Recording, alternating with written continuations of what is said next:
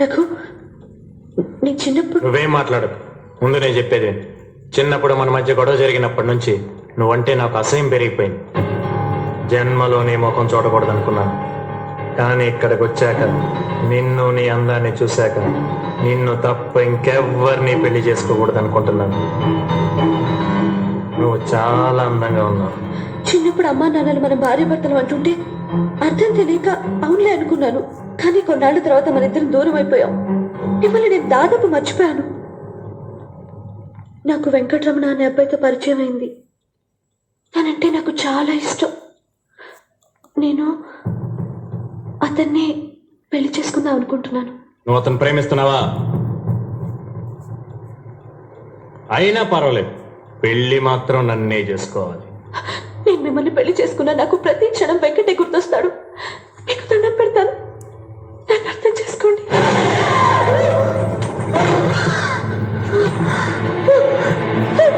ఏంటి అర్థం చేసుకునేది?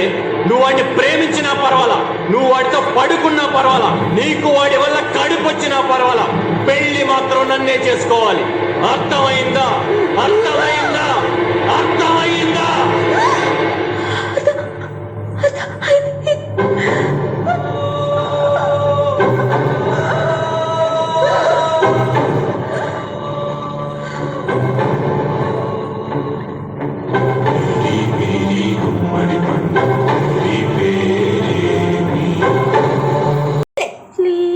వస్తేనంటే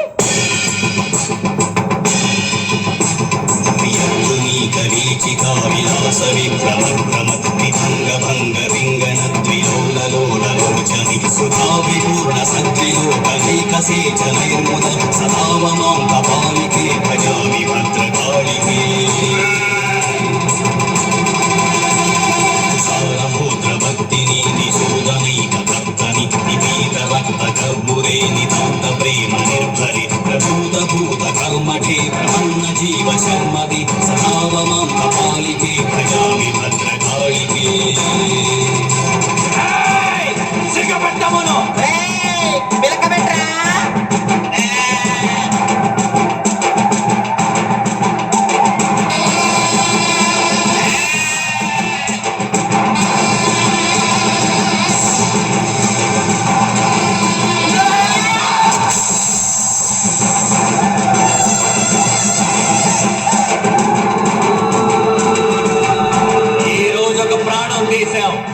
ప్రాణం తీస్తే పెద్దమ్మకి రక్తాభిషేకం చెయ్యాలి. నా పేరు దేవదాయ శర్మ. అందరూ నన్ను దేవుడు అంటారు, నేను దేవుణ్ణి. రక్తాభిషేకం ఆ పెద్దమ్మకి చేసిన ఈ దేవుడికి చేసిన ఒక్కటే.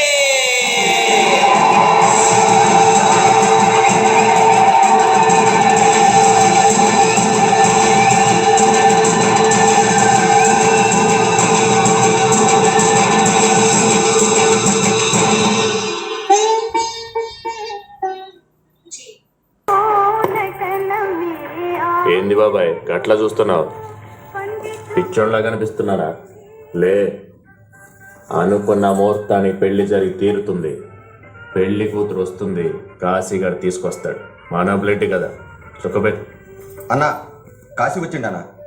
బాబాయ్ చెప్పేనా, కాశీ వచ్చిండో, శైలజ వచ్చేసింది.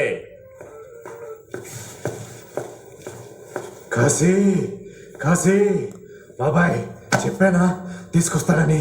నాకు తెలుసురా నువ్వు తీసుకొస్తావని. తమ్ముడు అంటే నువ్వేరా చెప్పరా ఎక్కడుందో చెప్పరా రే. అన్నా, నన్ను నీ తమ్ముడిని చేసుకున్నావు, నాకన్నీ ఇచ్చావు.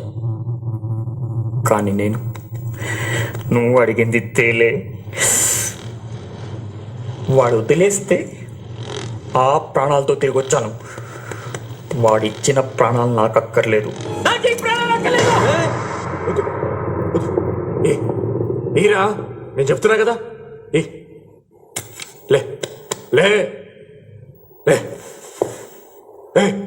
ఏం మాట్లాడుతున్నావు? పిచ్చలేసిందా? బాబాయ్ చచ్చిపోతాడట. పిన్ని చచ్చిపోతాడంటాడు. చచ్చిపోవద్దు, తప్పు. సంపాలి చంపాలి ఆ, చంపాలి